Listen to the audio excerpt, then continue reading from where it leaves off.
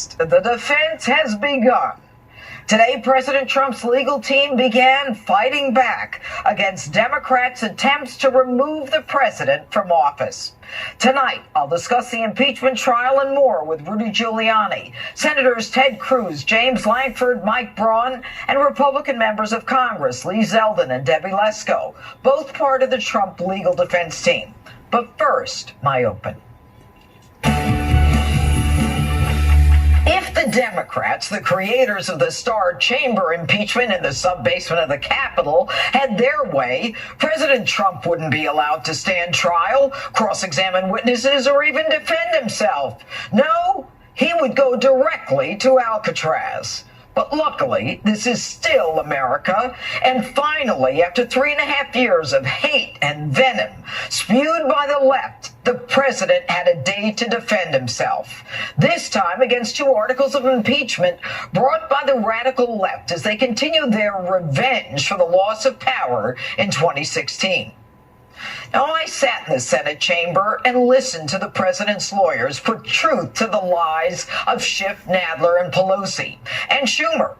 As exhilarating as it was to be in the courtroom, albeit a Senate chamber, it was almost sad to hear the true facts that totally rebutted the outlandish claims of those who resist our duly elected commander-in-chief. The president's lawyers were respectful of the venue, acted with dignity, and they were lucid and concise in showing how Schiff's parody of the transcript of the presidential call, Schiff's purposeful distortion of words and events were lies. Whatever Schiff said was contrary to the facts. That he can even show his face in public is indicative of his psychosis. He lies with arrogance, pomposity, and sanctimony for all the Russia collusion, Trump being a Putin puppet, and every other claim. It was one line in the Mueller report that put truth to the lie. Ultimately, these are the words of Bob Mueller in his report. This investigation did not establish that the campaign coordinated or conspired with the Russian government in its election interference activities. Let me say that again. This, the Mueller report, resulted in this. That for this.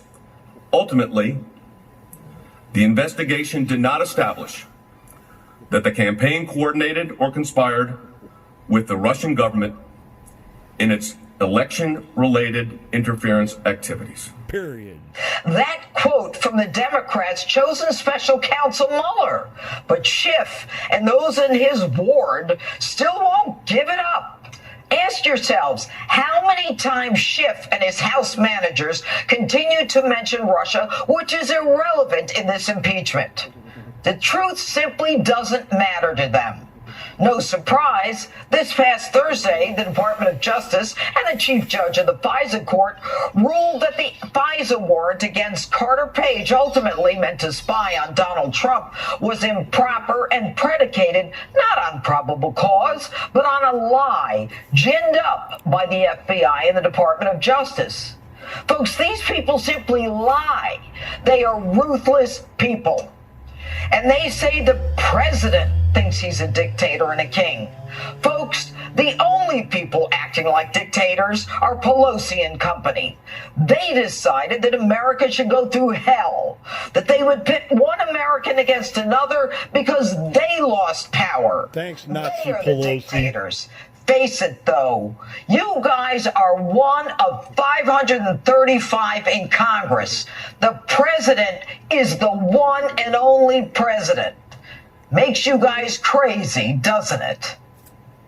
Now, it took the president's lawyers minutes, not hours, to show that in the transcript of the call, declassified and released by the president, there was a discussion of a legally recognized burden sharing where the presidents actually talked about countries not paying their fair share and corruption in Ukraine.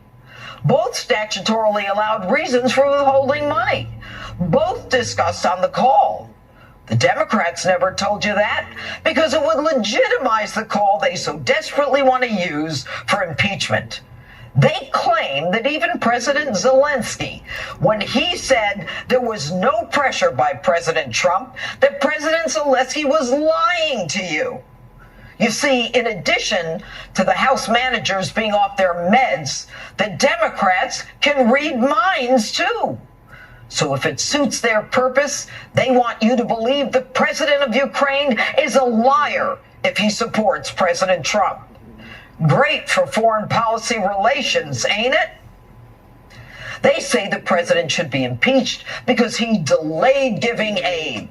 First of all, the aid was given to Ukraine within the allotted time, period. No delay. And think about it. This Vindman, Yovanovitch, Fiona Hill, the whole lot of them, so worried Ukrainians would die if they weren't given the aid. But the aid was given, and it wasn't even for that year, it's for the following year. But I have an idea. Maybe we ought to go back and impeach Obama.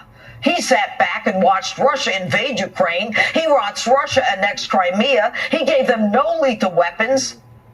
But this group of Trump haters said nothing about Obama because they care even less about Ukrainians than they do about the truth.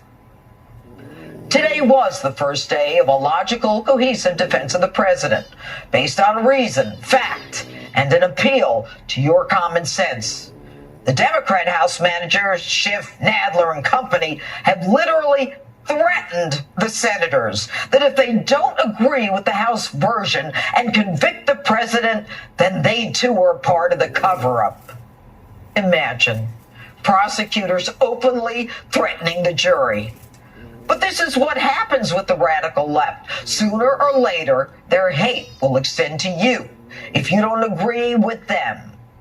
They suffer from Trump derangement syndrome. They suffer from their resentment and jealousy of a man they can barely stand up to.